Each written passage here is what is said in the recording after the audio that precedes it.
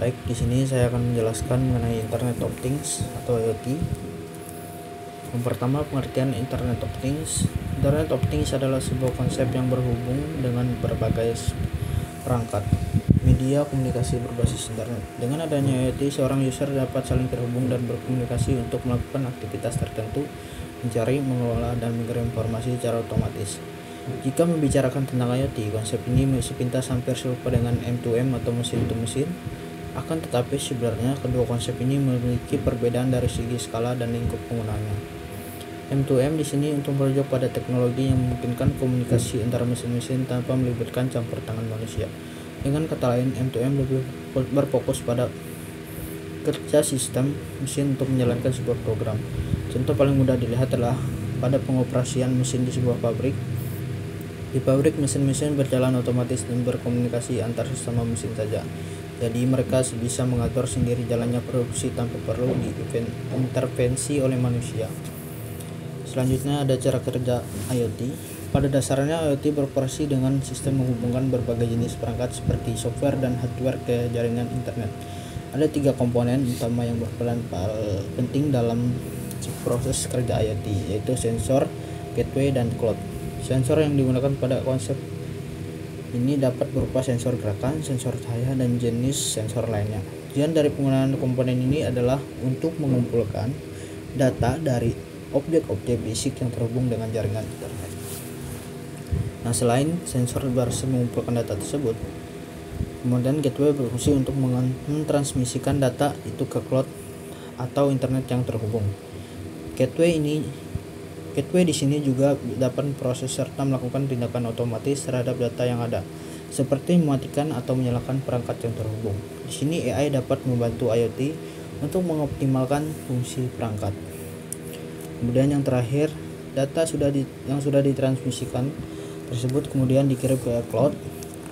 Cloud yang sudah terkoneksi dengan internet juga akan memberikan layanan dan aplikasi yang diperlukan untuk mengelola IoT. Dengan begitu, user bisa langsung memberikan perintah kepada sebuah perangkat untuk melakukan sesuatu dengan mengakses data dari cloud. Selanjutnya, keuntungan menggunakan IoT. Yang pertama, efisiensi energi. Konsep IoT bisa digunakan pada berbagai aspek hidup manusia, mulai dari pendidikan, kesehatan, industri, hingga rumah tangga. Tujuan dari penggunaan konsep ini pada bidang-bidang tertentu salah satunya adalah untuk efisiensi energi. Yang kedua, hemat biaya. Keuntungan lainnya yang diberikan oleh konsep IoT adalah bisa mengurangi biaya operasional sebuah perusahaan atau bisnis. Konsep ini juga memungkinkan adanya pemeliharaan perangkat dengan memantau dan menganalisis data secara real time. Yang ketiga, ada produktivitas meningkat.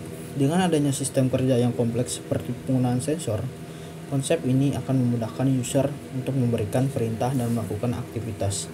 Proses yang diterima dan dihasilkan oleh IoT bekerja dengan cepat dan tepat sehingga user lebih praktis dalam penggunaannya.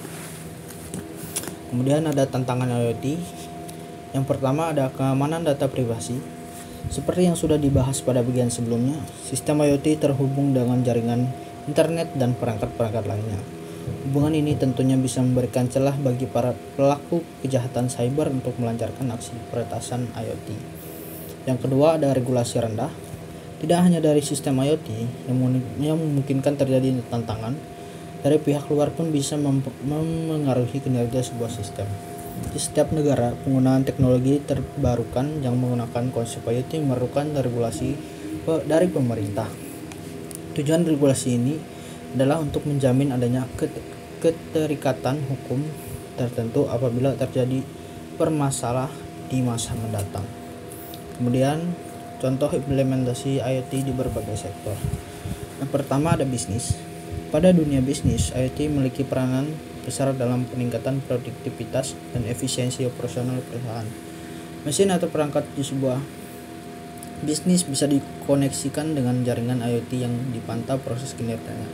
Contohnya, IoT pada industri migas dapat digunakan untuk memantau kinerja dan tingkat inventaris perangkat industri migas secara waktu nyata. Kemudian ada pendidikan. Bidang pendidikan juga tidak ketinggalan untuk menggunakan sistem IoT. Dalam pelaksanaan kegiatannya, biasanya sebuah sekolah atau kampus memakai jaringan IoT untuk urusan administrasi dan perpustakaan, absen kehadiran mahasiswa dan staf, dan masih banyak lagi. Semua aktivitas tersebut terhubung dengan internet yang kemudian menampilkan data secara real time. Kemudian yang ketiga ada kesehatan. Sistem IoT tidak juga bisa diimplementasikan pada dunia kesehatan. Para tenaga medis ini bisa memantau kondisi kesehatan pasien secara langsung atau real time. Informasi seperti riwayat penyakit, tingkat tekanan darah, dan lain-lain bisa dipantau dengan mudah menggunakan perangkat tertentu yang sudah terhubung dengan sistem. Selain itu, perkembangan IoT pada bidang kesehatan semakin mengalami perkembangan, terlebih dalam penggunaan AI dan robot perawat. Penggunaan AI dan robot ini bisa sangat membantu proses administrasi, pelayanan, hingga tindakan operasi pada pasien. Terima kasih.